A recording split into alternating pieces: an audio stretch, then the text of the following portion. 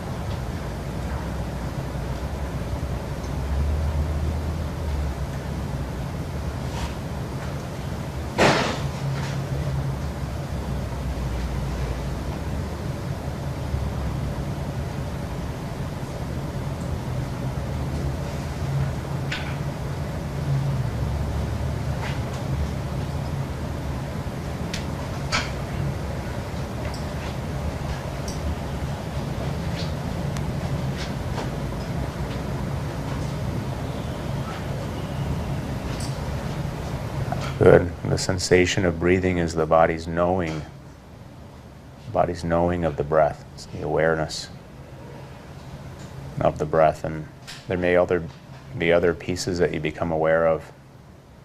The settling quality in the breath, extending the exhales slightly. They may begin to do that on their own. There may be a natural slowing down. The whole body affected by the breath.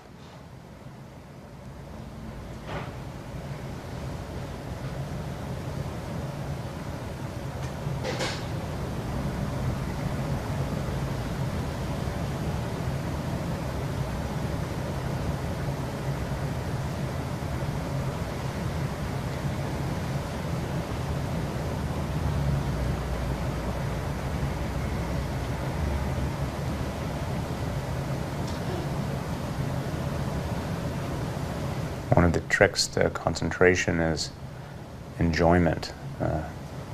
Finding something enjoyable in the experience of breathing creates a more pleasurable experience that then in turn enhances the concentration. So deliberately choosing to enjoy the breath, sort of, there's an intuit quality in breathing, of feeling it more fully, appreciating its fullness, its smoothness, its softness, whatever the experience is.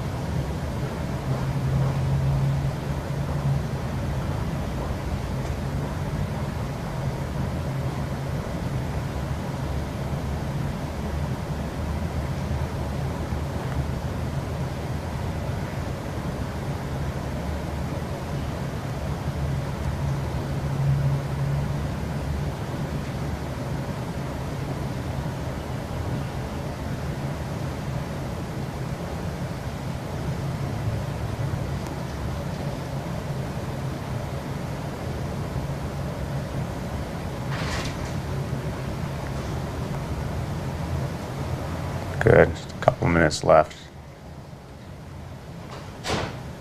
Following the breath all the way down. Following it in, following it out. And if it's another sensation you're working with, the same principle of feeling it as fully as you can.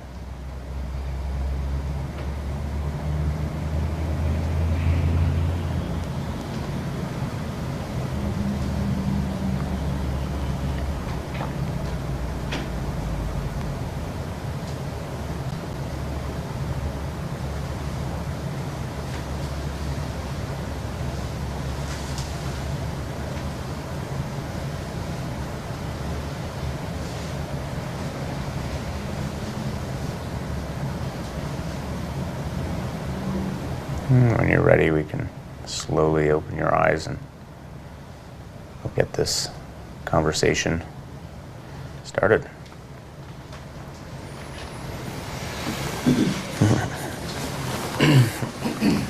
Thank you, dude. Appreciate it. Sure.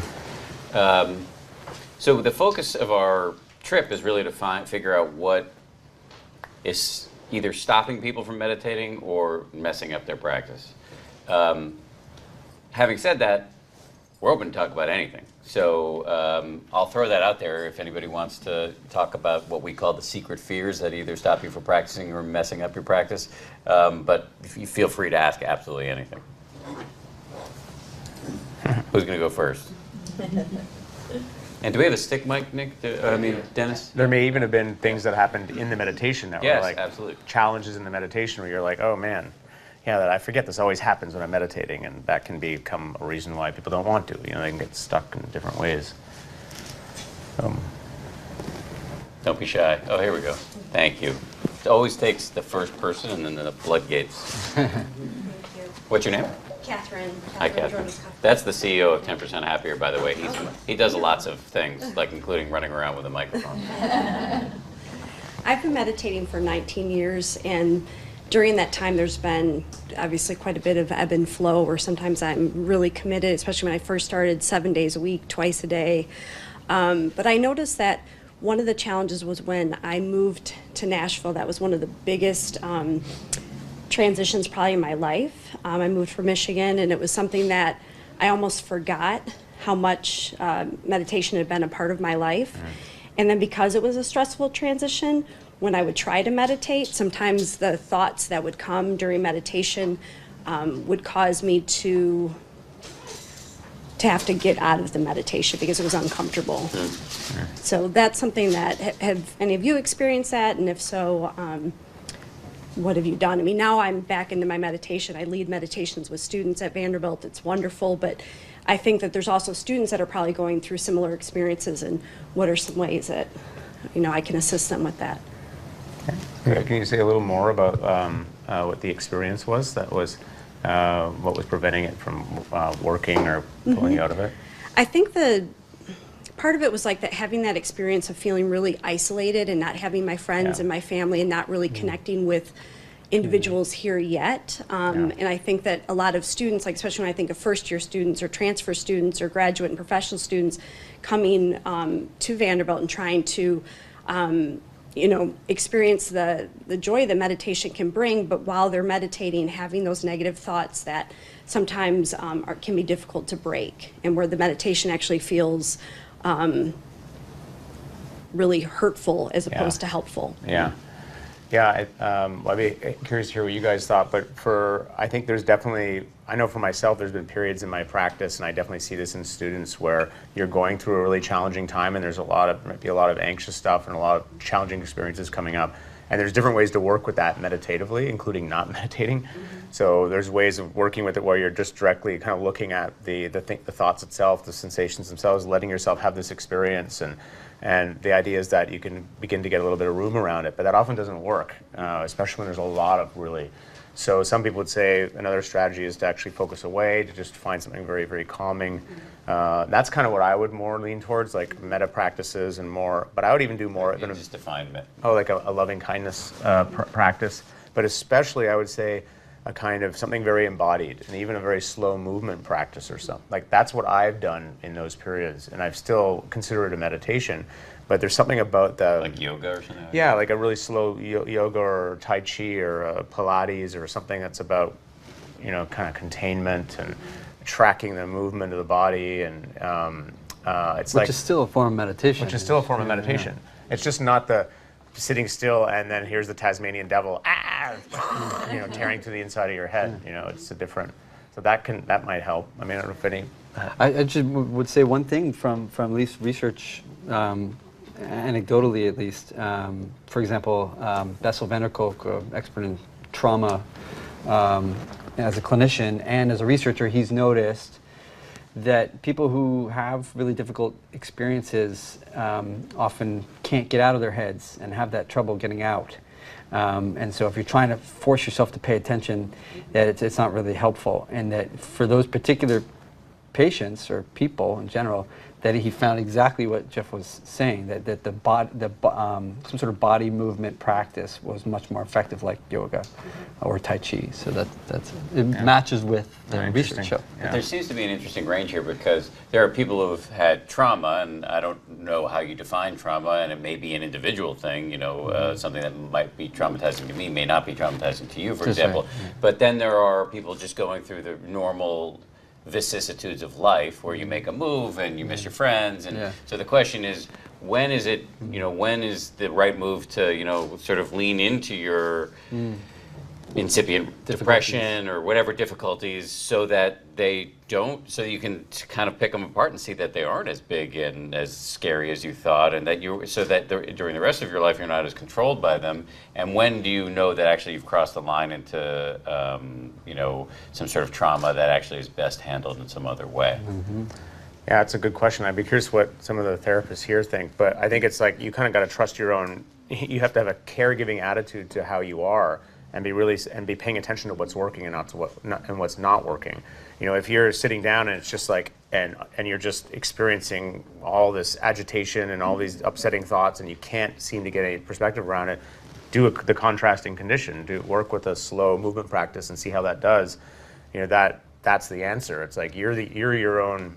Or you could work with somebody who can be doing this for you or be paying attention to it for you, but you have to be paying attention to your own life. That's the data set, But it is true that the bigger picture is there are these cycles in practice that everybody will know as a long-term practitioner of being like, really working and then having all these amazing breakthroughs and then everything's crap and it's like you've never been able to meditate in your life. You can't even believe it. And then there's that more equanimity. There's something feels like it's integrating, and that's just sort of those life cycles are similar to the practice cycles, and having that mature perspective of knowing, oh yeah, I've been here before. I've been down here before, just like I've been here before, and not getting too caught up in what that looks like, being in those peak experiences. That's really the name of the game, is having that perspective. Yeah, and often you also see people they think that they're doing it wrong when these thoughts arise, when they're meditating. And I hear that comment a lot when people say, well, I don't think I'm doing it right because I'm having all these thoughts and that are making it difficult to concentrate. Well, often that is the point, to just be aware of those thoughts. So that sometimes you can invite those thoughts in just as part of the practice. Definitely. You hear that a lot. Yeah, I mean, what broke it open for me and made me realize that I could meditate even though I have a really terrible attention span, is that the point isn't to stop thinking, it's to have a different relationship to the thoughts. Yeah. And that's the value add off the cushion. So you're attacked by all these thoughts in your regular life with all these terrible ideas, and because you have a meditation practice, you might notice some percentage of the time that I'm the voice in my head is giving me this terrible idea. I don't have to do it. That's the point. Go ahead. I can tell you about an experience. Let me give you the microphone. I had an experience. What's your name? My name is Kathleen Wolf. Okay. And I'm a nurse practitioner in this center. So I had an eye appointment yesterday, and it was a long appointment. Some people here know the story. I've already told it this morning. And I was in the ophthalmologist's office, and my pupils are totally dilated, and I know, I'm not going to be able to drive, and I'm waiting. And then my cell phone rings, and it's somebody telling me that my husband was cutting wood at a neighbor and a friend's house and had an accident And they were taking him to the emergency room, and they thought his jaw was broken, but they thought he was okay. So, Wait, how did the jaw get broken while chopping wood? well, because it was cutting up a big tree that had fallen down, and they had already been working on it for about an hour and cut maybe 50 different places. And he apparently made a cut, the chainsaw, and the branch that he cut was probably holding down and trapping a big branch that then Pops out and hit him in the face. hit him right in the chin. Okay. And so I had already had to calm myself down from being in the ophthalmologist's office, knowing that my mother has glaucoma, she's got macular degeneration, I may have inherited that tendency, it's only a matter of time. And I was in the chair and I breathed and I was in a really good place, and then my phone rang. So I sat there for a minute and I thought, you know what? I'm too antsy. I got too much energy right now. You know, I figured out that I'm going to stay here and wait for the exam. My pupils are dilated, I won't be able to drive. If somebody's there with them, it's okay. How do I I've got to do something, though, about the fact that I'm like, ugh. So I decided I'm just going to walk. I'm going to do some walking meditation. And I just got up out of the chair and thought, whoever walks in on me, so be it. And just breathed and walked and breathed and walked, and nervous system calmed down. Then I got back in the chair, and ophthalmologist eventually came in and got my eyes examined and had it out. How's your husband? He had a huge gash, and that got sewn up last night in the emergency room after many hours. I held the flashlight while the surgeon sewed him up. He has a fractured jaw. It was shattered, actually. Oh my gosh. And he'll have surgery sometime in the next couple of days. How are your eyes? They're better. No glaucoma. Dodged that bullet again. No macular degeneration. And I got to the point where I could drive. Cool. So it's all good. Really interesting. Well, I would be interested in what's the science of that? 'Cause So I hear that I a was lot. just thinking about what we saw this morning, for example. Where I when- crushed him in the thing? No, actually, I was thinking about. Where I was That's actually all thinking I about. want to talk about. really it did not crush me.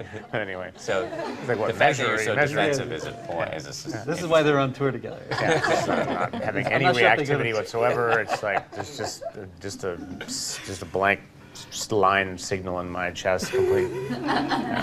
We'll have to look at the data. But no, actually, I was thinking about Linda and her performance in the scanner, because she was meditating, and what you saw was the classic pattern of really strong attentional network brain regions, and actually a decrease in areas of the amygdala. And the amygdala, for those you don't know, is an area that's really important for salience, detecting salience, but also comes online when you are having a stress response and there's some emotional reactivity. And I think what's clear here is that just by paying attention, by being aware, it's a form of, you can see it as a form of emotion regulation. You're regulating your emotion not through suppressing those thoughts in some way or changing the way you think. Like Dan was saying, you're changing the relationship. You're actually just you're accepting those thoughts as being there, and you're just aware of them, and you're actually regulating your emotion just by being aware of them. So your limbic system that's responsible for emotion reactivity goes down. And so I would imagine that Kathleen's limbic system would start to go down naturally just by being aware of what was happening rather than trying to change the thoughts in some way. And what about the actual walking though too? Is because it's such a good strategy. Yeah. Is there? I'm not sure how the sort of that. I mean, people talk about this sort of embodied approach of helping, sort of augment that sort of attention awareness. Yeah. Sometimes by paying attention to the body, the body knows, and the body generates that sort of that parasympathetic or the rest and digest system kicks in much more effectively by. Because so what happens when you have a stress response is that it's all this energy that you're ready, just like a zebra who's confronted with a lion. They have to do something with that energy as a stress response. So it mobilizes the energy for the zebra to run. So if you're not going to run when you get stressed, what are you going to do? You could just walk. and that could help. But if you just sit there in it, it might be very, very It could uncomfortable. fester, right? Yes, Yeah. and then the stress response just keeps perseverating. Yeah, That's interesting. There's a It was question really good. behind, yeah. It was really good, interesting. Hi, my name is Cindy Liu, and I'm the Tai Chi instructor here Oh, cool. at OSHA. I want to respond to the question that she has about working, how to work with patients or students who don't have the focus or attention with mindfulness. Since I teach Tai Chi and Qigong, so of course I'm biased in movement.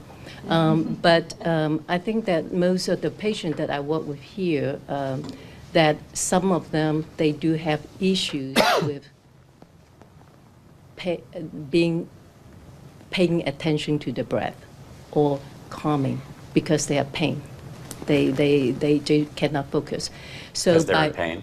because they have pain. All our patients, mostly they have pain in some kind. They have pain, yeah.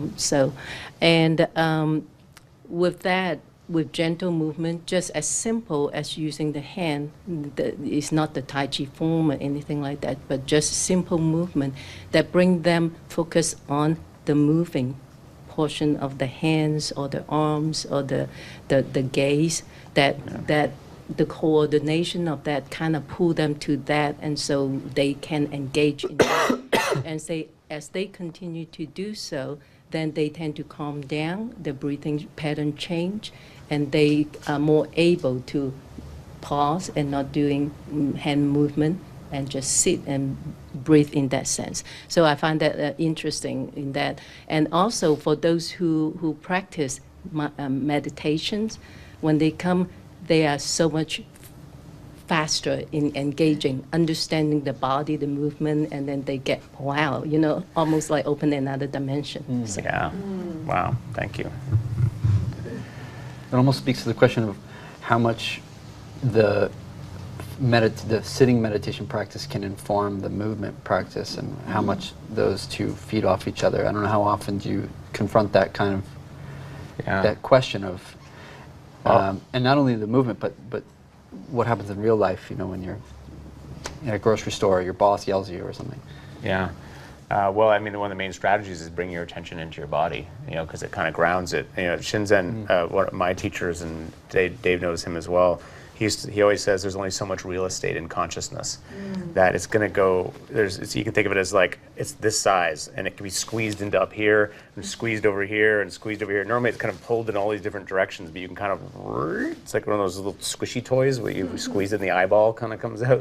You can just like move it all. It's amazing how much attention you can, like how much consciousness you can pull into the smallest little point, or move it over here. And so it's kind of like you're just distributing it down into the body, and it's sort of absorbing all that. And I mean, I'm kind of using it metaphorically, but there's definitely people report that.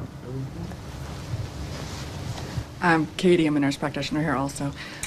We do so I co-facilitate a group where we teach meditation to some people that haven't done it before. Usually they haven't done it before. And I co-facilitate with a yoga instructor, and what she would say if she was here would be that all of yoga practice is to get you ready to meditate. So a lot of times we'll use movement practice and then have somebody move into the meditation space. And it makes it a little bit, sort of smooths that transition a little bit. But another thing that we do that we actually got from Michelle is for those people that are having some trouble staying present, is doing the circuit training. I don't know if you want to talk about that more, but where you're going from a focused practice to an open awareness practice, and then back to a focused practice. I do that. It's good stuff, because it gives people a little bit of perspective, and it helps them with that tool of gaining more of an awareness around what's happening and making it less overwhelming. And one of the ways I often explain it to my patients is, if you hit your funny bone, it hurts really bad.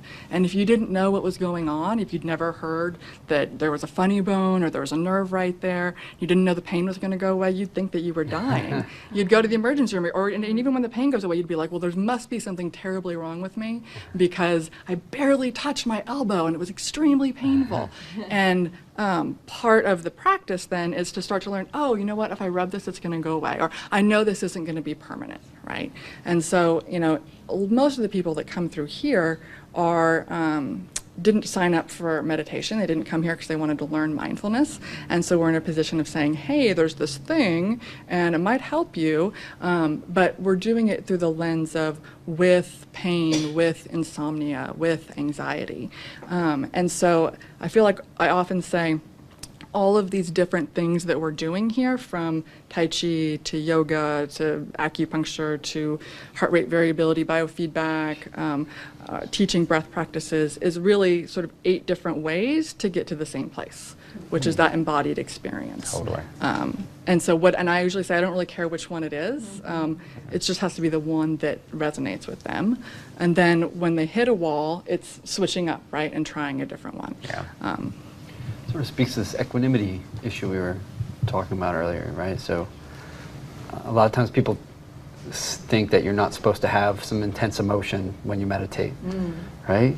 We hear that often, right? Yeah. Like, oh, but I got angry. Oh, I'm not doing your meditation right. Or sometimes I'll get that from my wife. I'll say, like, oh, if I get angry, or, oh, well, where's your meditation now? Right? Does she meditate? She does a little bit, a little Right. less than I do, but Because I get that too. You get My that wife too? doesn't really meditate. And, and it's she'll like when call I you get- out, like, hey, oh, where's your yeah. meditation? Yeah. But What's happening now, happiness? to you?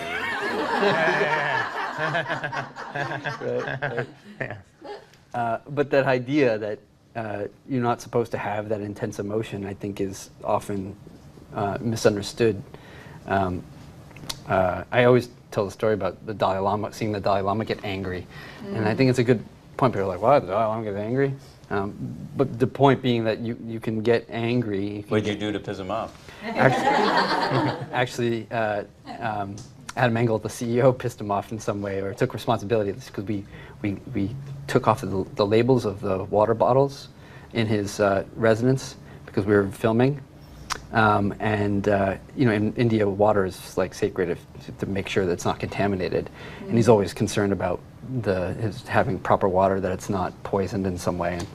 And he noticed that somebody took it off without asking him. It was his living room that we're in.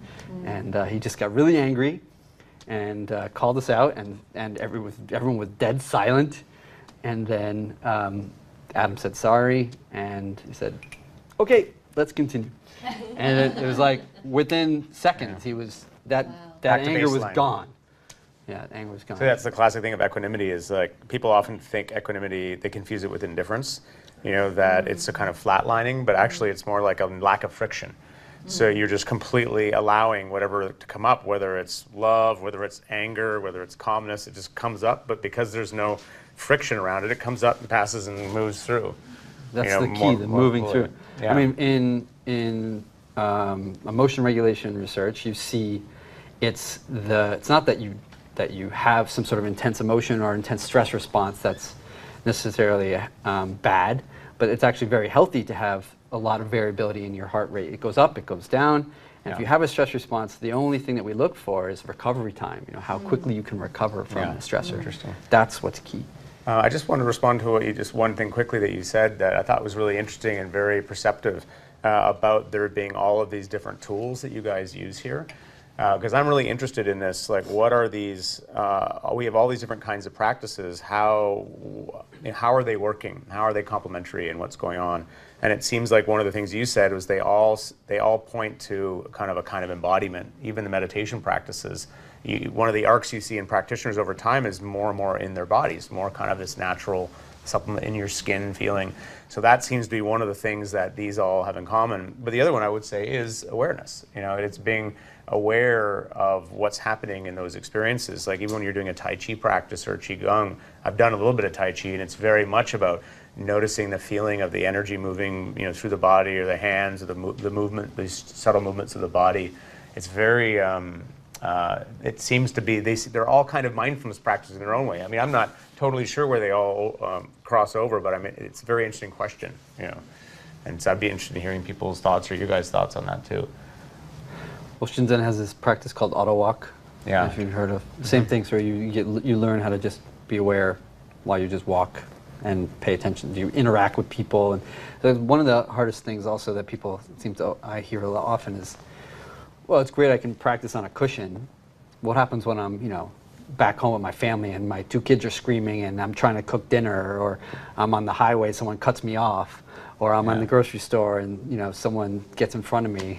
Like, how do you deal with what we would refer to as informal practice? Yeah. And how often can we encourage people to engage that way? Yeah. I think that's a challenge. And for all sure. those, every one of these physical practices is actually a higher level of challenge in a way than just sitting in a Oh, pure yeah. culture. You Right. know. So it's training you to work with ever greater situations of challenge, you could say. Yeah. Anybody else with a question? Okay.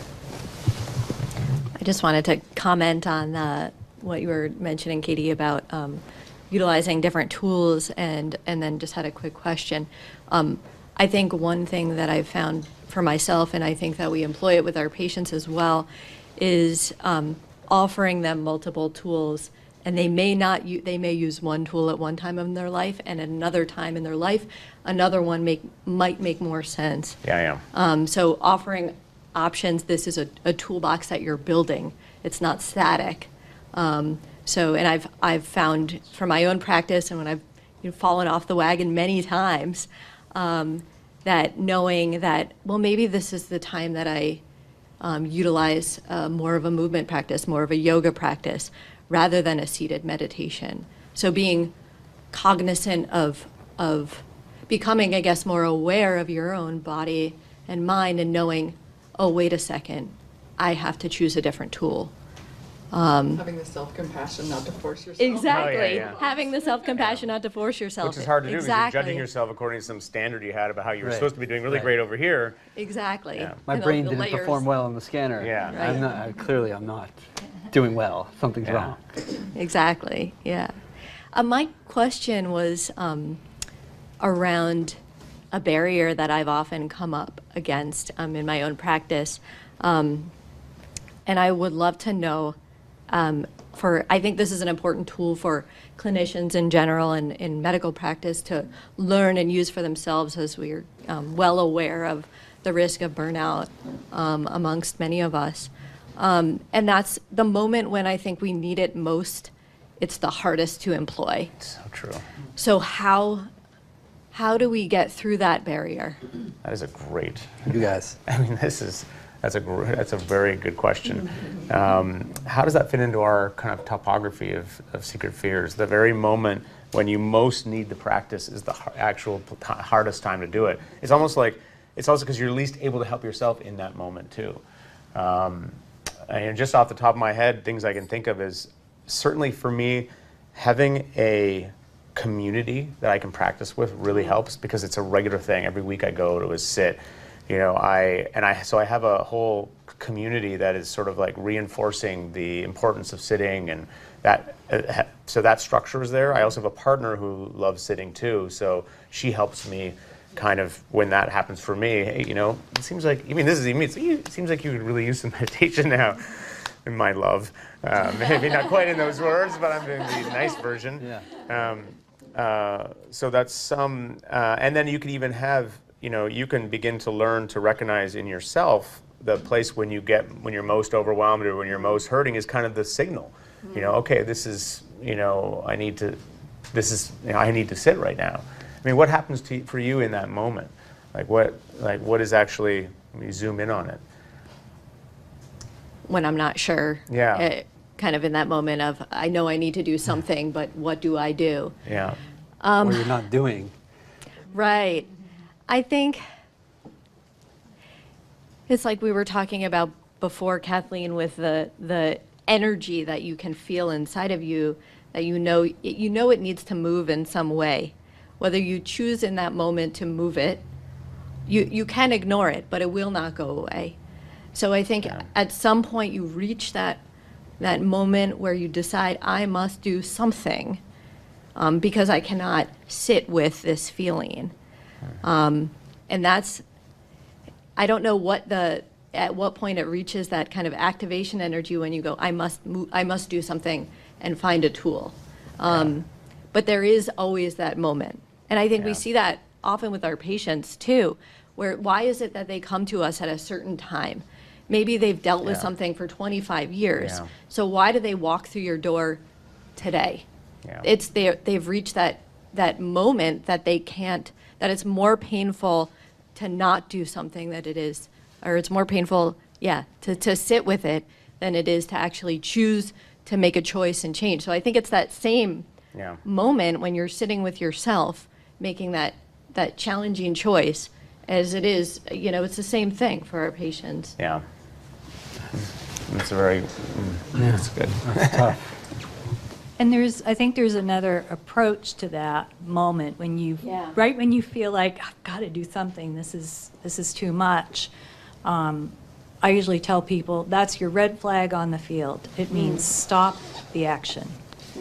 And learning over time through the help of meditation, following the breath, to stop, take a breath, turn towards what's happening with kindness, and explore it for a few minutes while the amygdala calms down, and then make a choice about what you want to do. But this turning towards my own suffering, that's what I find is the most helpful thing to teach patients, is can I turn towards it, be kind, take some breaths, and then what's going to be helpful? Michelle teaches our MBSR courses here. Oh, yeah.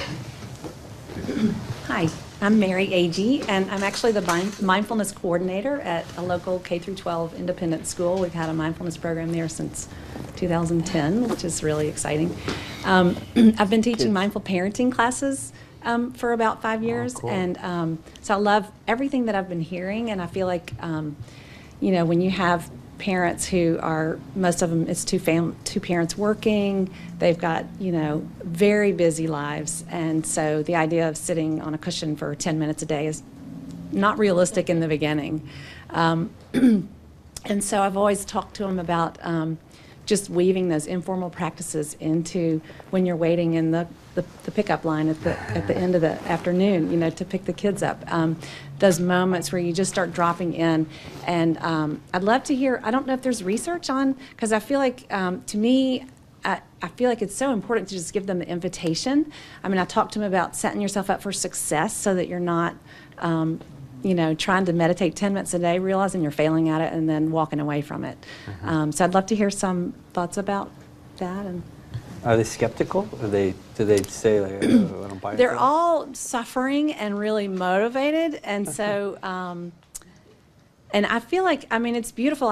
We have a community that meets every week, a gathering that I offer, and just yesterday, just a couple of the parents shared how, what a shift they have felt in their equanimity around experiences in their life. And it's just that they started with probably just a minute, every once in a while when they remembered in the hookup line, but then they've built this kind of, so it's been beautiful to see that trajectory unfold. I think you gave the exact right advice, which is people think they don't have time, but they're making time for other things. So but there's no point in pointing that out, I think, because Right. I think making it as easy as possible by saying, look, just do a minute here, do a minute there, that counts. And then they start to see a few little benefits, and the claws are in and off to the races. And then you get later into the issue of consistency, people falling off the wagon, and then, I can't remember who said that earlier, but falling off the wagon and starting again. And that's a sort of kind of related but separate issue. But I think that's the way for those who have told themselves a story that they don't have time for this. That, and the other thing we're learning is that you can point out to people that there are points in the day where it fits seamlessly, like you have to go to bed, so maybe right before bed, even when you're lying down, or you have to brush your teeth, so maybe it's right after that, or whatever. Or even, mindfully brushing your teeth, actually having the experience of tasting the toothpaste and feeling the experience of the teeth. One of the, it raises a question, because there is a way in which you can have people say, okay, well, if you can't carve out a minute or two for formal practice, then just try, mindfully brushing your teeth or whatever. I've always had some question in my mind about whether these daily practices like brushing your teeth or, trying to be mindful between meetings, how much juice you get out of them if you don't actually have a base of formal practice. And is it a viable strategy to recommend that as the camel's nose under the tent. Right. I think that it doesn't build, like, I feel like what happens for me when I started building a regular practice, I built this reservoir that I can kind of drop into when something throws me off kilter. And I think if you're just doing those short moments, your reservoir is not very full, right? But it's started. I mean, you've got some drops in there, I hope. Yeah. I mean, part of it too is realizing that there are so many kinds of meditation, and there are so many kinds of things you can focus on and things you can notice. And so I teach a course in Toronto that really goes through all these very different techniques of working with ambient sound, working with thoughts, working with feelings of change in the body, working with the breath, and people are always, oh, you can use sound? You can do that? Or it's like, oh, I really like this. Or they find some corner of their experience that they actually find naturally pleasurable. And they may have aversions in other places. And you kind of begin to learn that. And then you can say, yeah, absolutely, you're allowed to choose what you like. And then it's like this gift, because they find that they already have an inclination that way, and they can start working smart and filling it in. And similarly, there's also just really creating the associations with, I think, with meditation as being something that can sometimes be very pleasurable.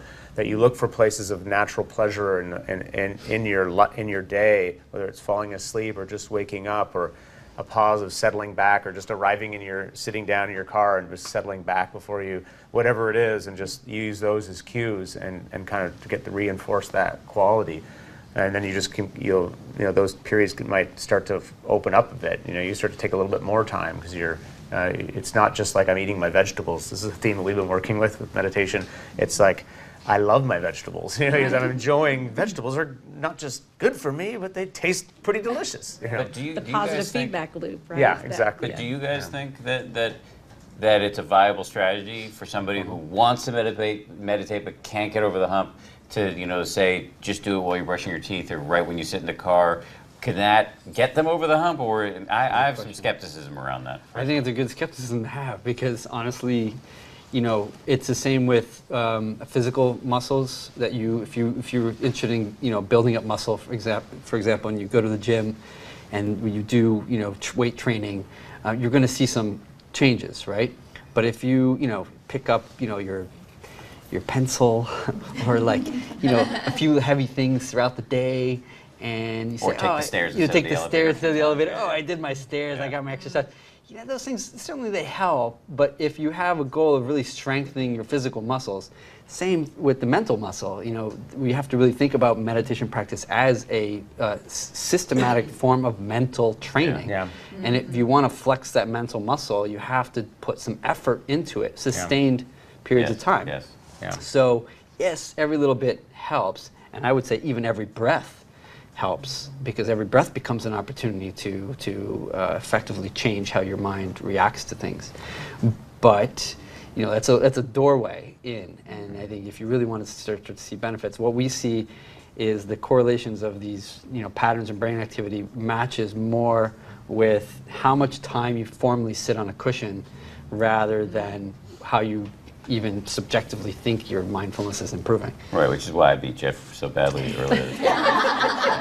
His fantasies. Meanwhile, I was crushing him with my Buddhist powers of concentration. It's like, I don't even think I had a heartbeat for like 5 minutes. Yeah, it was very slow. It was just slow. So I just came out of samadhi and realized that I was naturally victorious over the American. Hitting your button naturally. Yeah. I think we are at the end of our time, but really want to thank all of you for coming out. Really appreciate it. Thanks Yeah, to thank you guys Dave, for to the your Osher stuff. Center. Really appreciate it. And just to tell the live stream folks that we'll be on this tour for, sorry to say, 7 more days. And every day we'll be doing live streams. So keep it here.